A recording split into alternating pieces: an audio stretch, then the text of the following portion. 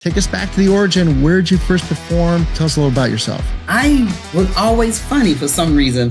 I was the only person that was able to make my grandmother smile. I want to hear your perspective on how things are different now to where they were, let's say 80s, 90s, 2000, early 2000s, how things are different now. I think as an African-American woman, I've always had a bit of a muzzle on us, somewhat, because it was already hard to get in the club.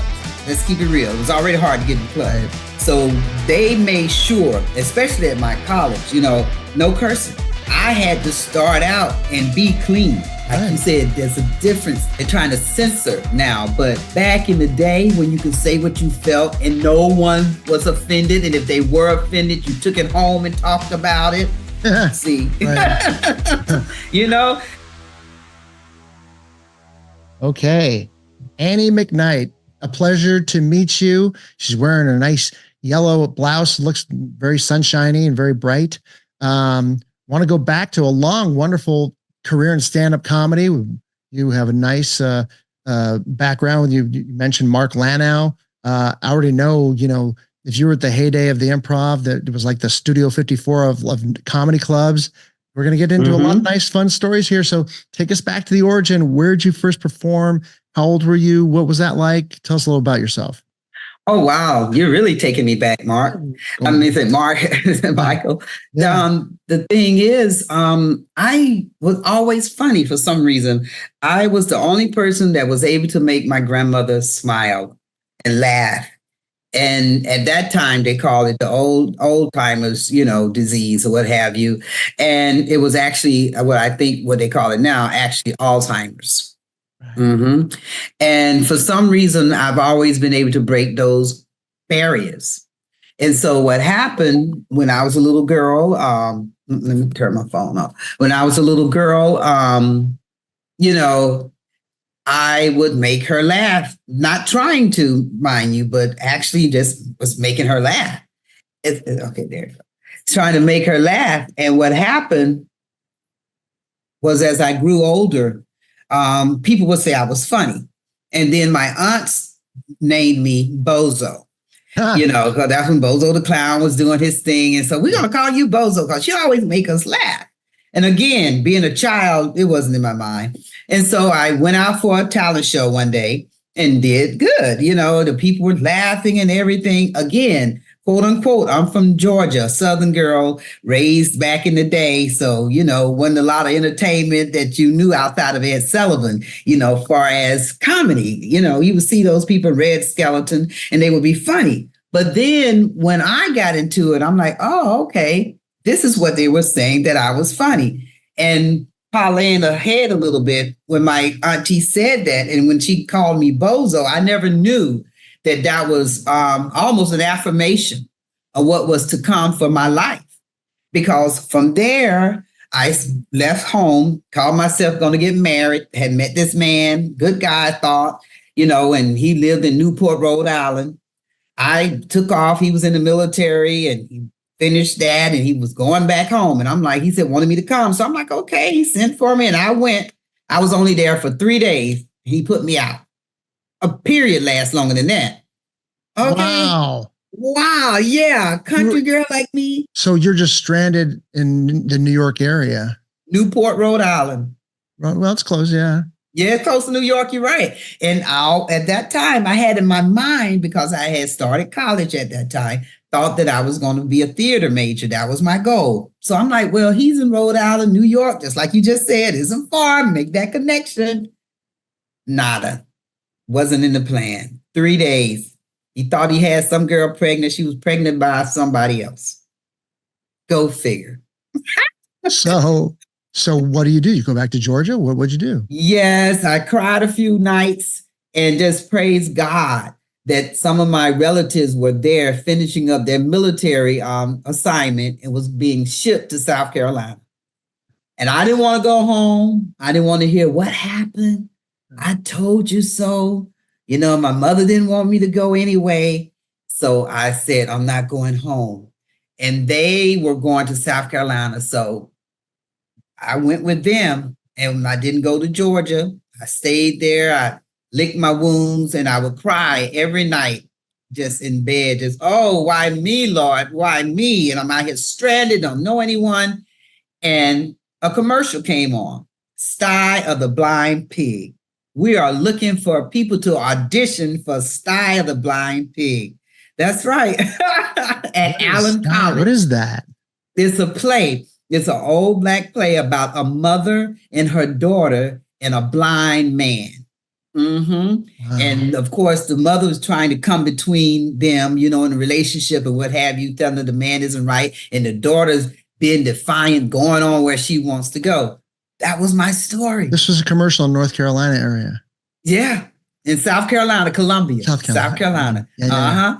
And at Allen University, where they was Stanley Wright, and he was the director there. He was my first director, might as well say, which he was. Now that I think about it, just here with you and reminiscing.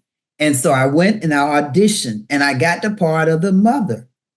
And so from there, I was like, wow, I didn't even connect that, God really does channel things, and so that was my destiny. From there, once I went on to Columbia College, an all-female college in Columbia, South Carolina, graduated from there, went to school for theater, left there, and came to California.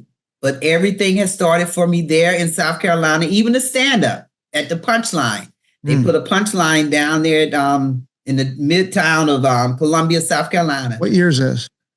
We're talking 1983, 86. I was there.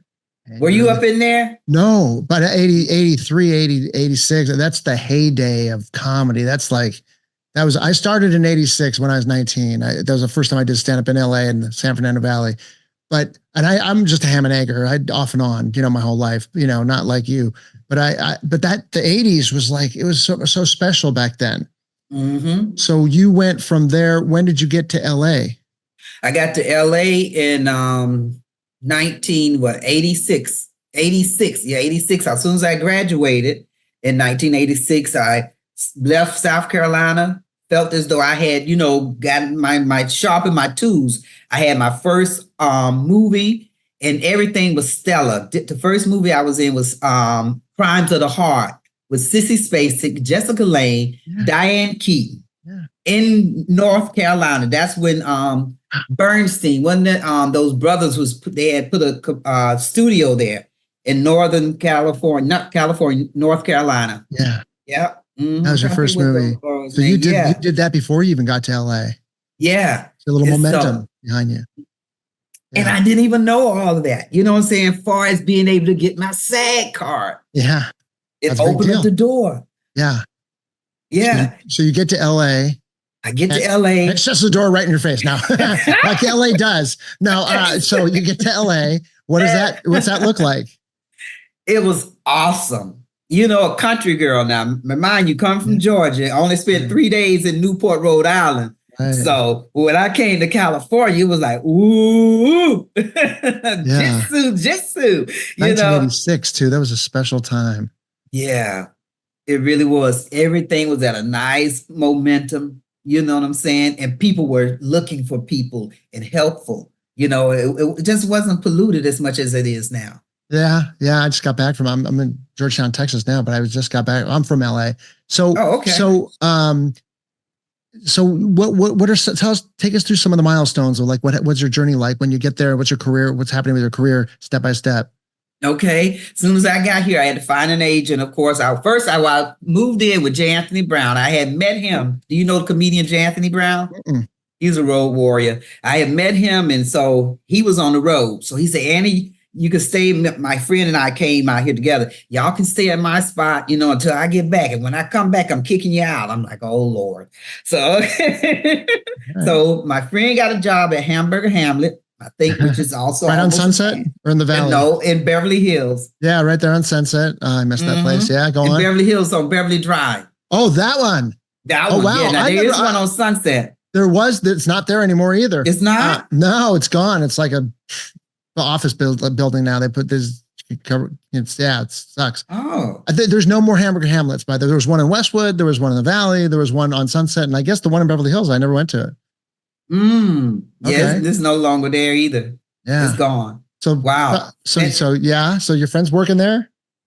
Yeah, my friend was working there as a waitress, and I got a job as a hostess. Okay. And wow, it's a good place to work too. A lot of agents, managers, other people. Yeah. I met Bozo there.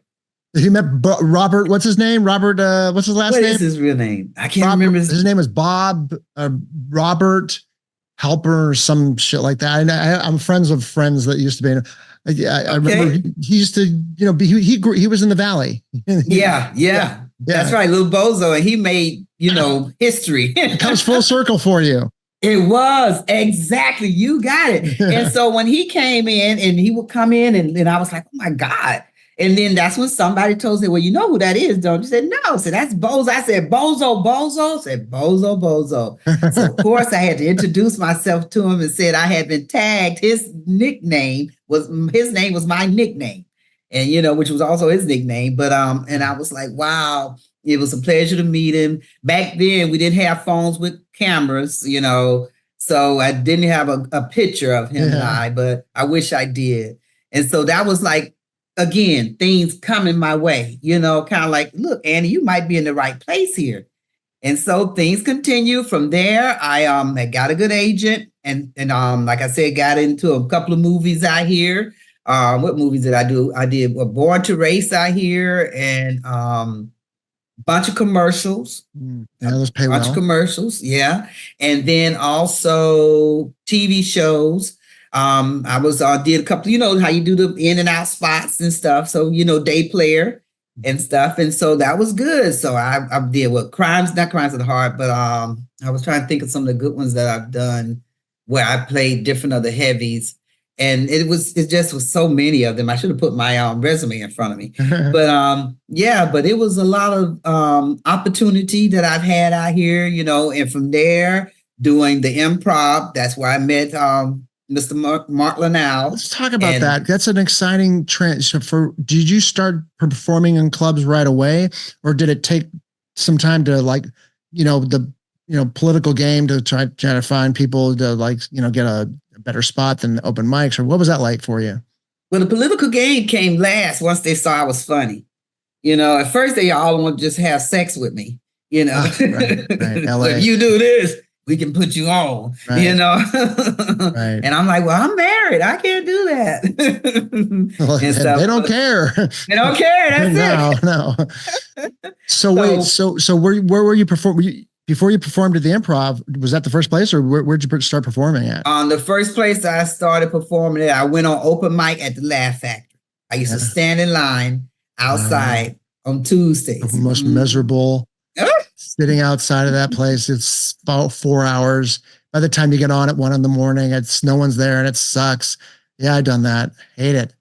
Hate it. Laugh Factory is a grinding kind of I don't know what it is. To me, the Laugh Factory is like the most. They make it the most difficult, I think. I don't know. Which one was the most difficult for you? Was Laugh Factory? I would say, even now, I would say with the Laugh Factory. And I've been up there and I rock. People come in, want to see me, but it is a different momentum there, whereas opposed to, what would I say? I won't say looking at talent, because a lot of those are talented, but some are more talented. And I think those that are able to shine, allow them to shine, And those that are in process, let them stay in process, because that's the way it should be. We don't know who came first, the sun or the moon, but I think the sun was here. Had to see what you was doing. And like he said, he put the moon up there so he can have some rest. So I believe that, just like you put your sock on before your shoes. And I think if this wasn't so political, the whole arena of show business, that a lot more people would be happier. Right. Probably wouldn't be so many people on drugs, because a lot of it brings sadness, And then one thing too, if you're a performer, it's hard to have genuine people in your life.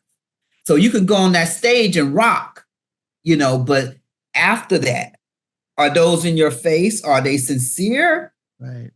Or are they gimmies? Right. So that is one of the things that kind of like took me aback when I came out here. Coming from a college campus, happy, joyous, people rooting you on. Then you get out here and you're doing your thing and people are enjoying that. But then sometimes people really get in their feelings and it's unnecessary.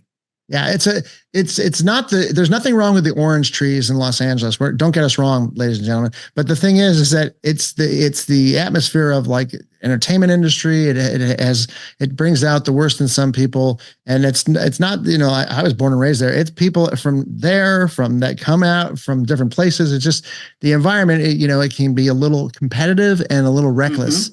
Yes.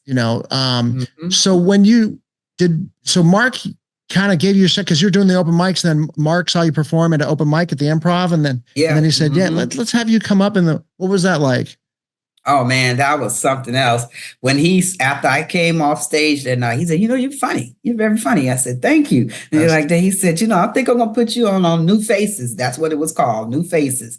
And I said, okay. I said, wow. And he said, I'll call you and tell you when we want you to come through and stuff like that. And I was like, okay. And he was genuine. And I liked that because he was, forthright, opposed to, we'll call you, we'll let you know, or don't let you know anything. He's a businessman. He doesn't care. There you go. He's like, look, this is business. Because other guys are like, there's flash. There's like, he doesn't look at the nightclub business any different than a plumber business. He's like, those are just business. And it's like, whatever it is, I think Bud got a little involved in a little bit of the flash, but he was business too. A little interesting relationship between those two guys. So what year was that? It lasted a long time. And Mr. Friedman just passed away. Yeah. I went to his funeral. Yeah. Must have been a lot. Oh my God, the comedians, the comedians at that funeral. Oh my God. So what year did you start going up at the Improv? So going up at the Improv, that was after J. Anthony Brown, 86, probably about 89. Yeah. Probably about 89, right up on the edge of 90s, 89 easy. Yeah. So people are going to the Improv, they're staying there late at night. They'd have dancing there afterwards. Were you there for all that? I missed some of the dancing. Are you still talking about the one in Santa Monica? Melrose. Melrose. Yeah, now Melrose, they do all that. It's an incredible place. There's great historical places, I think, in comedy. There's the Improv, to me, is just amazing. Comedy Store, Comedy Cellar, Laugh Factory, those places. And that definitely the Improv, for you to just stand up there and be able to, on a regular basis, because you mentioned that, and I think that there's a sense of pride, of being there at that time. It's just as prestigious as being on the wall at the Comedy Store. Yes. So and that is so true. Where do you go through from your career, from after you start performing at the Improv? After started performing at the Improv, it led to TV. People saw me, and I got cast for BET's Comic View, and I also started writing. And I got cast, where you might say hired by BET to be one of their staff writers.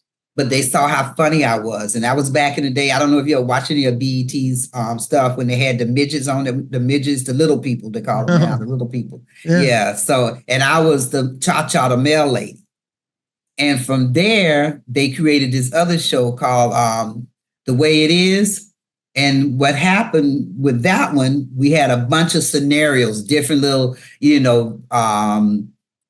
bit spots of different people. Like, I played 3 different characters on that show. It was me and the girls. I also played Pearl's World, where I was kind of like giving a commentary on different things. And I also did the old lady with Gus in the cabbie, and that was played by Doug Williams. So, it was fun because that way I had an opportunity to really let, my performing part come out and just be whoever I wanted to be. And that was joy. And so all those 3 different characters, and then they will add different ones in there. And then they allowed me to write my own bits. And it was awesome. It was awesome. Going on the road, how did you do that when working so much? And what when did you get to do that? And what was that like?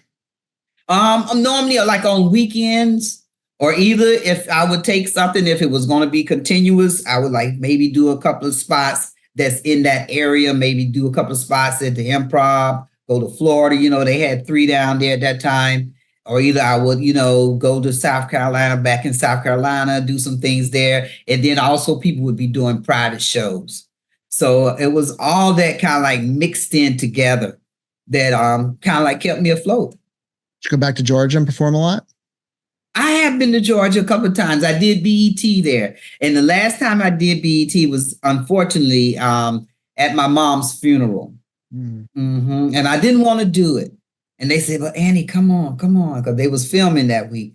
And I was like, And I said, okay, I did it. And it was good. It was good. But I felt like maybe I shouldn't have done it. I felt like I should have stayed in that morning stage. But I'm sure my mom would have been more towards me going and doing what I do, because I was her gift. And, she was a laughable person. She loved to laugh. Did you, this is going to sound odd to other people, but I did stand up at my mom's funeral. Did you? Well, yeah, I did, because we joked around like that. I already talked to her about it beforehand, like years before. I'm like, because I saw a movie, and you'll appreciate it. It's called Mr. Saturday Night with Billy Crystal. Okay. Remember that movie? Yeah, I remember that. Mm-hmm. And his mom dies, and he goes to her funeral, and he slips into a routine. And it was right. And it was great. My brother's a musician, so he played music, and so I just said, what, I'm going to do the routine that I always do about my mom, and all that. So I just went through the typical routines that I used to do, and it was great. It just did you do any jokes, or was it more serious? It was serious. Mm-hmm. It was serious, and it was in Georgia. And a lot of people in Georgia at that time weren't privy as much to stand up, especially, African Americans, until BET kind of came along. We knew Flip Wilson, what's his name? Richard Pryor, but far as having an ongoing. What's his name? Richard Pryor. Richard Pryor, yeah. Guy. That's it. Yeah. So I think I didn't, they would have probably thought it was disrespectful, and I couldn't have done it, to be honest with you. I was, because like I said, I had to go back home and bring her out here, and I cared for her until her demise. Right. I kept her for about at least 8 years. She was living out here. Mm-hmm. Yeah, it's a different way, and that was a different year. She died when you were younger. My mom died like 6-7 years ago. So, wow, I'm sorry to hear that. My condolences. It happens to all of us. It does happen. So, but I appreciate it. But, I think that the psyche has changed. I think that, to me, I think that comedians have a high level of consciousness. I really think that stand-up comedy it introduces you to different perspectives without like being, offensive, or without being offended, or in this day and age, we're going to get into that. How things have changed a little bit, but I think that it really kind of opens up a lot of doors. That being said, what's going on with you lately? I know you're doing stand up right now because I saw your Instagram. So, how would you say are things I want to hear your perspective on how things are different, to where they were, let's say 80s, 90s, 2000, early 2000s, how things are different now. I think as an African-American woman, I've always had a bit of a muzzle on us, somewhat, because it was already hard to get into clubs. Let's keep it real. It was already hard to get in the club. Right. So they made sure, especially at my college, no cursing. I had to start out and be clean. And I had never even thought about, quote unquote, being dirty. Again, by background, coming from Georgia, and everybody on your back there. So, it was like everything, be pristine and clean. And so I was kind of drawn and groomed, I should say that way. But what happened was when I was able to get buck wild, man, that's when you tell your stories. And that is the part that people enjoy. Like you said, there's a difference. there's like like they're trying to censor now, but back in the day when you could say what you felt and no one was offended, and if they were offended, you took it home and talked about it. See, I thought and feel and know, well, that's appropriate, because what that did, that taught us and made us be appropriate. You don't get flared up, you don't get mad, because we all know we've done things. That's life. So it was a kind of like a sense of, you don't go too far. And I know I never did go too far, again, because of my background. But I would, get edgy and say some things and make it funny, sexual things, a few racial things about things that I've been through, mom things, husband things like that. I think that the truth hurts sometimes, but the truth will also set us free if we can indulge it, if we can accept it. I think this is fascinating, because you were just talking about talking to somebody the other day, in the 80s and 90s, I mean, just women alone, to get, it seems so foreign now to think about it, but it was hard for them to get, stage time. And, unless there were exceptions, and I think it's interesting to kind of examine the psychology of which women really, got that stage time. And it was the ones that just burst, like knocked the door down, like Marsha Warfield. She was just that personality. She just knocked the door down. She's like, I'll run right through that fucking door, and her routine was like, it was that HBO special. She's like, she talks about how they bring food to Africa. And she's like, send them some dry wheat. You ever try to eat some dried fucking wheat? And that whole attitude was like, she just, it almost seems like you had to be so tough. Did you sense that? You just had to find that moment to where you could exhibit that toughness to say, there's almost like you're doing a routine, but this is like, you got to let me go through this door to get in there. When you said what you said about Marsha, I thought about Andrew Dice Clay. She had to be an Andrew Dice Clay female. Right. That's what she had to do. And I know it had to be hard. There was a hunger for that. I know it had to be. There was a hunger for that. Yeah. Yeah. And people want that, and because it's truth. And like I was told by my college, no cursing, no talking about sex. They told me from the gate, because it was a Christian college. I went to, all girls college, Columbia College in South Carolina. So it was just certain things that you didn't do there, So, okay, all right, I get it. I won't do it, because I had opportunity, with them.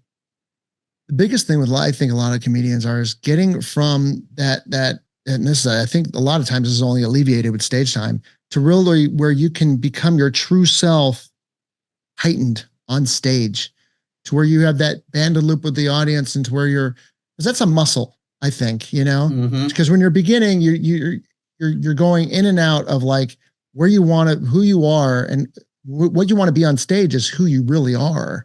And that moment is like that impulsivity of moment to moment with the crowd is seamless. But in order to do that, you got to have so much stage time. How did you find that journey the same for you? And how did you, get through that? And sometimes you feel, the zone, so to speak. I think it was a blessing for me to be in college, because I had a couple of avenues. I had the avenue of college. I also had the avenue of the clubs, like I said, the punchlines. And I also had the avenue of private parties in the clubs. Because back in the day, again, there weren't a lot of African-American females doing comedy. So if there was comedy being done, it was at the nightclubs. It may be a nightclub that would say, okay, we'll do a comedy night, and I would go through. But it wasn't an ongoing club. So it'd just be specific nights. And I think that allowed me the opportunity to groom and just actually, bump and grind, get out there. And that's what happened. So when I came to California, I was used to a lot of stuff, but I wasn't used to like we were saying earlier, the hypocrisy. I wasn't used to who are you, so to speak, even though I had some nice credits behind me, but then I had to bust the doors down, and that came with the improv. When I was seen down there on a regular basis, then things started opening up because I had something to talk about. I had a name brand, that's what I'm really seeking out. I wish I could find a good agent or a good manager that specializes in comedy and got some bookings juice. Once they get me up in there, they're gonna be like, damn, bring her back, because we got the peons now. They might be listening, but we got the peons now who think they're running things, and so they'll try to, well, no. Right. Let's talk about that. Where are you right now in your career? What's going on? Tell us about some gigs you're doing. What's happening right now with what's going on with you? Well, today I'm on the Stein Show. But I've seen you doing a lot better stuff than this. You know, are you performing anywhere tonight, tomorrow night? You know, what's going on? I'm going to try to go to this spot tomorrow night. A friend of mine is having a show, her birthday party. You know what I also used to do? I used to host strip shows. I have a friend, Greg Dean. He's a comedy coach, teacher. Has been around since the early 80s. He used to be the host at Chippendales, and he'd do stand up there. Remember that over in Sepulveda? Yes, yeah. I did a Chippendales one time in Georgia. Oh, That's when the Chippendales, they was hot. Talk about getting your reps in for like just a unique, there's another, neuron, recording of expertise that you have. That's a whole different kind of style and technique to try to like communicate with that audience. It's just crazy. It is. It really is. And it was an all female audience, so that on that. And so, and I was able to manipulate by what the dancer was doing when she came out on the stage, and by me being kind of like, I'm quick, and I would say certain things, but not bash. And then I would say, if it's funny, that was even more. It was almost like made it a whole night of things that they were never exposed to until I did it. They created a show behind that, which was actually me doing it. If you ever seen on BET strip comedy, that was actually them taking what I had did and put a male in place. They put a guy there, David, it wasn't David Arnold, it was David Rayborn. Yeah. They put him in there, and they went to Vegas and they filmed. Wow. I don't know. I don't know how long it lasted. It would have lasted longer with me. What's going on with your career right now? Where are you performing? Tell us a little about what's going on right now. Okay, next show coming up. I'm trying to think. I don't think I have anything coming up outside of this one.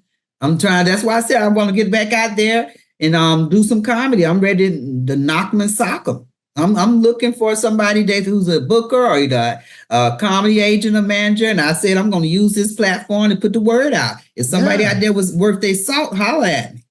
Absolutely. Well, I mean, you can go on any stage, and you have that, it's just there, you so many reps, and it's just you can go up wherever you want right now. You just need to, that's another thing. Do you have, when you go to a gig, mm-hmm. You have a lot of friends, to where it always makes it easier when there's people at work that mm-hmm. As you get older, everybody's just like, do you find that it's like a little depressing sometimes, or sometimes, or like, how are you navigating through that right now? It does change. You're absolutely right, because either people unfortunately pass away, move away, or they get tired of the bump and grind. Right. And they just throw their hands up and say, I'm out of here. Because I've had that happen to quite a few of my friends, all of those scenarios. So what I did, or I'm doing, is not allowing myself to become complacent. I went and got a job, because I enjoy working. Right. But what I'm doing, I'm working with children. I'm an SLPA. I'm a speech language pathology assistant. So I work with children. Yeah. And it's so rewarding. And they are always laughing. So it feeds my soul. That's nice. You're about as sunshiny as your yellow blouse. Okay. But it helps because these kids are special needs. Yeah, I was in a special needs when I was 8 years old. I was at Fernald School at UCLA, but they didn't know what ADHD was back then. Wow. So Did you get a lot of butt whoopings because of that? I've gotten hit. It's funny. I acted in a movie with Faye Dunaway. She played Mommy Dearest, and and I'm sitting there thinking, wire hangers. My mom hit me with a wooden hanger one time. I was like, yeah, it was the seven. I was, I was late 70s. It was a different time back then. Oh yeah, I know. Trust me, I've got my spankings too. Right. Just different. So, yeah. Anyways, the thing is, I think that also going back to the club, I think it's also like working out. It's always more fun to go to a gym with a friend. I think, isn't it more fun to go perform on those nights? Like, why the fuck am I doing this? Or, because it's in your soul, it's in your DNA, but then, it's like, it's always better if like you had like a friend, do you try to encourage like some of your comedians, like come down to this club with me tonight or something? You ever get like that? Some do. I do have a few that still are out there. Some have kind of like, again, became complacent or either didn't feel as though they reached their goal that they wanted to at a certain time and they decided to do other things. But it is because what happens is either those people parlay on up into big stuff. Cause I came up with the Sherry Shepherds, the Cheryl Underwoods, I was battling with them. Even Monique, when she was doing her club, she invited me out. I did her club and she was Monique then. Yeah. Sherry's really nice. I know Sherry. She's a very down to earth and wonderful and she's still, I know she's got a TV gig. She got a TV show now. Yeah. Yeah, is she out there though? Still I believe so. Yeah, I'm sure she is because she'll get extra revenue for that from the Sherry Shepherd show. Right. Yeah, it's extra revenue. It's a virus to want to have that need, even if you have a show, you still have that pull. I just want to do. I got something to talk about, and I want to share it. I want to talk about this, and it's it's fun. I just think the journey. I would love to see more older comedians, because to me, they're better. They might not, what they might sometimes lack in Twitch speed response and talking about certain things that are maybe topical or whatever, but there's nothing better than somebody that's done all this work and all this body of work of reps that goes out there and it's like, that's a fine-tuned machine right there. That's it. That's it. That's exactly it. Yeah. Because as they grow, the young up and comers now, they'll see. And I find a lot of them want to steal the material, like especially with the cameras. I went on stage and I go out there. You got 5 or 6 ladies got the camera on me. I'm like, where is this going? You got to cuss them out. Damn near getting a fight.